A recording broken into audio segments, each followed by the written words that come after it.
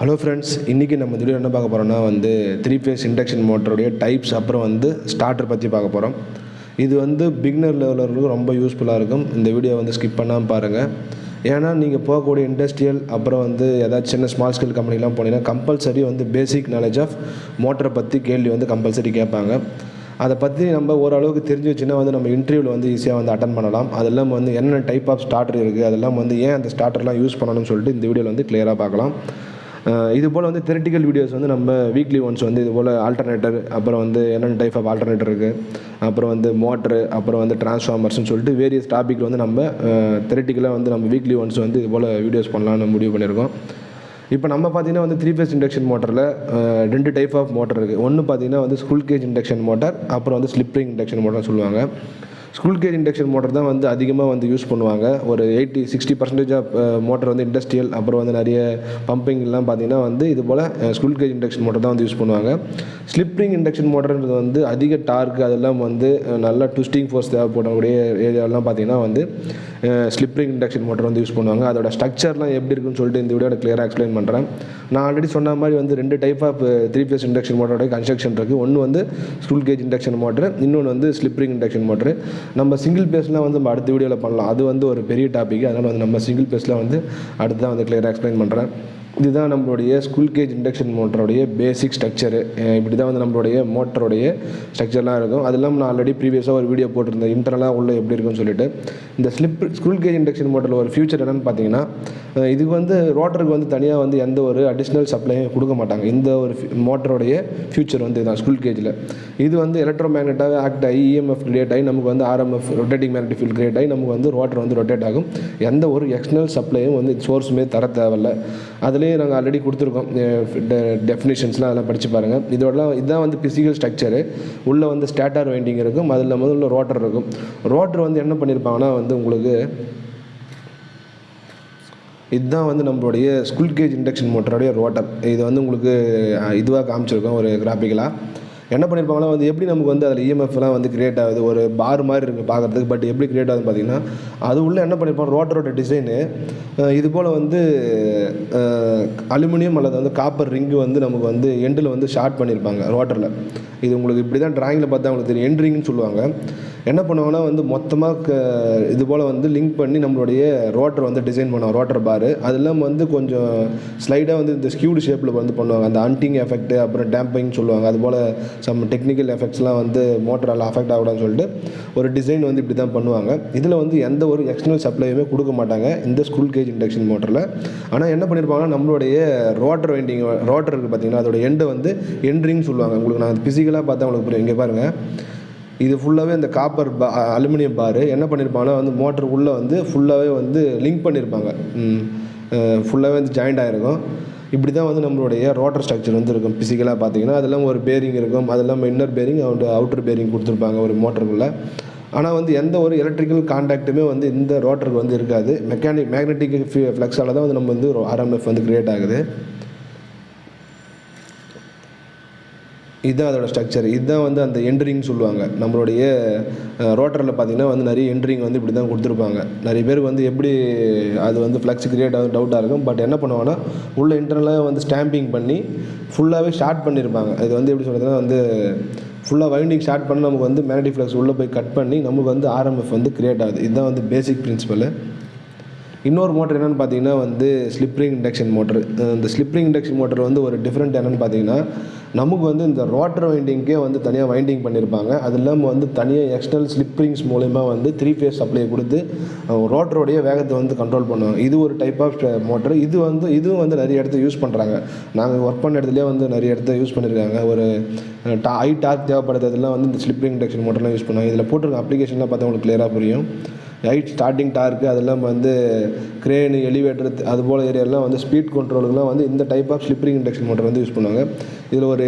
இதில் ஒரு என்ன ஃபியூச்சர்ஸ்னு பார்த்தீங்கன்னா, ரோட்டருக்கும் தனியாக சப்ளை கொடுப்பாங்க. ஆனால் ஸ்கூல் கேஜில் நமக்கு எக்ஸ்டர்னல் சப்ளைஸ் எதுவுமே கொடுக்க தேவையில்லை. அது ஆட்டோமேட்டிக்காக ஆர்எம்எஃப் கிரியேட் ஆகும். பட் ஆனால் இதுக்கு அப்படி கிடையாது. பட் இது உள்ள என்னென்னா, இது உள்ள என்னென்னா வந்து தனியாக வந்து காப்பர் வைண்டிங் வந்து தனியாக பண்ணியிருப்பாங்க. அதெல்லாம் வந்து எக்ஸ்ட்ரலாக வந்து 6 ஃபேஸ் வந்து கொடுப்பாங்க.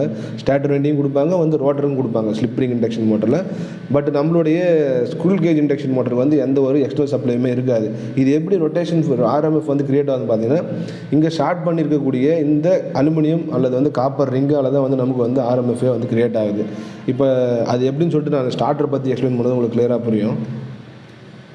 இதில் பார்த்தீங்கன்னா வந்து நம்மளுடைய ஸ்லிப் ரிங் இண்டக்ஷன் மோட்டருடைய பேசிக்கான ஸ்ட்ரக்சர்ஸ்லாம் காமிச்சிருக்கோம் ஃபிசிக்கலாக எப்படின்னு சொல்லிட்டு. நம்ம வந்து இதுக்கு வந்து ஆர்ஒய்பின்னு சொல்லிட்டு ஸ்டாட்டருக்கு தனியாக ஒரு சப்ளை கொடுப்பாங்க, ரோட்டருக்கு தனியாக சப்ளை கொடுப்பாங்க. அது இல்லாமல் என்ன பண்ணுவாங்கன்னா தனியாக ஒரு ரியாஸ்டாட் போட்டு நம்மளுடைய ரோட்டருடைய வேகத்தை வந்து கண்ட்ரோல் பண்ணுவாங்க. இந்த டைப் ஆஃப் மோட்டருக்கு வந்து ரோட்டர் ரெசிஸ்டன்ஸ் ஸ்டார்டர்னு சொல்லக்கூடிய ஒரு ஸ்டார்டர் தான் வந்து யூஸ் பண்ணுவாங்க, only for slip ring induction motor. ஓகேங்களா, இதோட பேசிக் டிராயிங் வந்து உங்களுக்கு பார்த்தா புரியும். இது வந்து ரோட்டர்னு வச்சுங்களேன், இது வந்து ஸ்டார்டர் வைண்டிங்கு. என்ன பண்ணுவாங்கன்னா அடிஷ்னலாக நமக்கு வந்து ரியோஸ்டாட் மூலிமா வந்து வோல்டேஜ் வந்து கம்மி பண்ணி கொடுப்பாங்க ஸ்டார்டிங்கில். அப்படி கம்மி பண்ணி அப்புறம் வந்து நம்மளுடைய கிராஜுவல் ஸ்பீடு அல்லது வந்து ரேட்டட் ஸ்பீடு வந்து கொண்டு வருவாங்க. இது வந்து slip ring induction motor controlling. இது இல்லாமல் வந்து நமக்கு ப்ரஷஸ் மூலிமா நம்ம ஸ்லிப் ரிங் மூலிமா வந்து நமக்கு எக்ஸ்டர்னல் சப்ளை வந்து 415 வந்து கொடுப்பாங்க. ஓகேங்களா, இது வந்து ஆர்ஒய்பி ஸ்டாட்டாருக்கும் போகும், பட் ரோட்டாருக்கும் தனியாக சப்ளை கொடுப்பாங்க.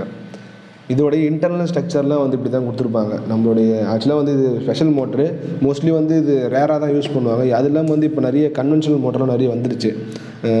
சர்வோ மோட்டர்லேயே இருக்குது. அதெல்லாம் வந்து ஸ்பெஷல் பர்பஸ் ஐபிஎம் மோட்டர்லாம் வந்து இன்னும் அட்வான்ஸ்மெண்ட் ஆகிட்டே போகுது. பட் நம்ம ஒரு இன்டர்வியூ லெவலுக்கு பேசிக்காக போகும்போது தெரியணும்னா இது போல் மோட்டர்லாம் இருக்குதுன்னு கேள்வி கேட்டாங்கன்னா நீங்கள் ஆன்சர் பண்ணுறது வந்து நீங்கள் தயாராக இருக்கணும்.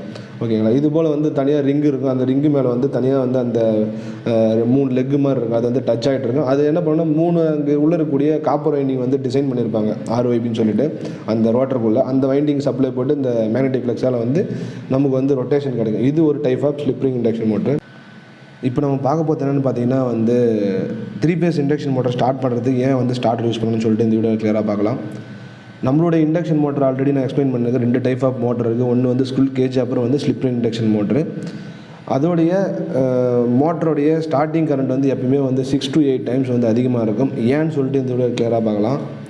நம்மளுடைய ரோட்டர் வைண்டிங் பார்த்திங்கன்னா வந்து டிசைன் வந்து இப்படி தான் இருக்கும். அதில் பார்த்திங்கன்னா வந்து ரோட்டருடைய இன்டர்னலாகவே பார்த்திங்கன்னா அலுமினியம் பாரால் வந்து எல்லா எண்டையுமே வந்து ஷார்ட் பண்ணியிருப்பாங்க. நம்மளுடைய டிரான்ஸ்ஃபார்மர் டெஸ்டிங்காக நீங்கள் பார்த்துருப்பீங்க.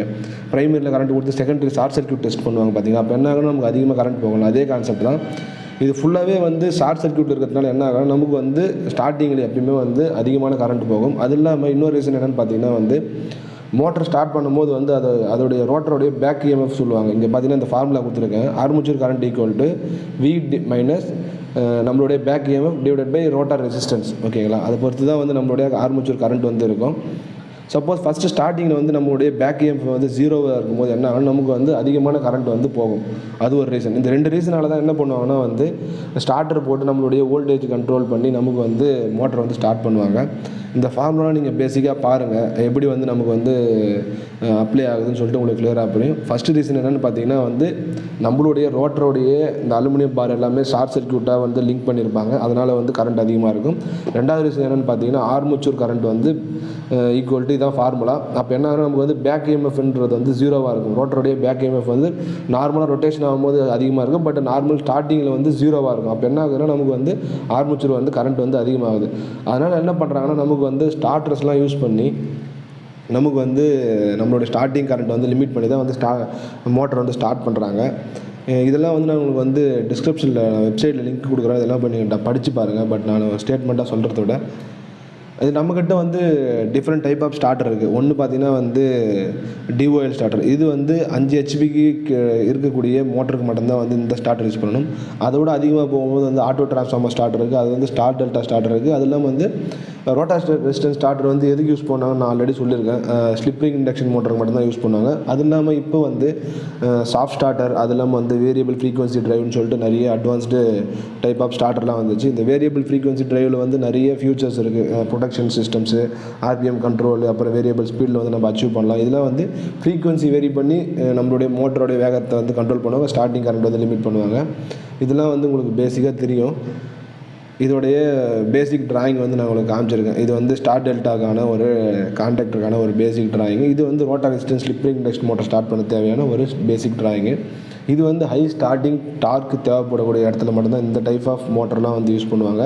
மோஸ்ட்லி வந்து நம்ம அதிகமாக யூஸ் பண்ணுறது என்னென்னு பார்த்தீங்கன்னா வந்து ஸ்கூல் கேஜ் இண்டக்ஷன் மோட்டர் தான் வந்து அதிகமாக யூஸ் பண்ணுறோம்.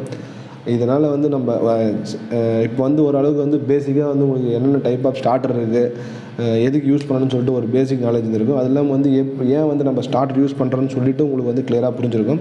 இதுபோல் வந்து நம்ம ஃப்யூச்சரில் வந்து தியரிட்டிக்கல் வீடியோஸ்லாம் வந்து நம்ம நிறைய பார்க்கலாம். டிரான்ஸ்ஃபார்மர், ஜென்ரேட்டரு, அதுக்கப்புறம் வந்து யூபிஎஸ்ன்னு சொல்லிட்டு நம்ம தியரிட்டிக்கல் வீடியோஸும் பார்க்கலாம். ப்ராக்டிக்கலாகவும் பார்க்கணும். பட் நம்ம தியரிட்டிக்கலாகவும் தெரிஞ்சு வச்சுன்னா வந்து நம்ம இன்டர்வியூ போகிறதுக்கு வந்து ரொம்ப யூஸ்ஃபுல்லாக இருக்கும். இந்த வீடியோ பார்த்து ரொம்ப நன்றி ஃப்ரெண்ட்ஸ். ஏதாச்சும் டவுட் இருந்தால் கமெண்ட்டில் தெரிவிங்க. Thanks friends.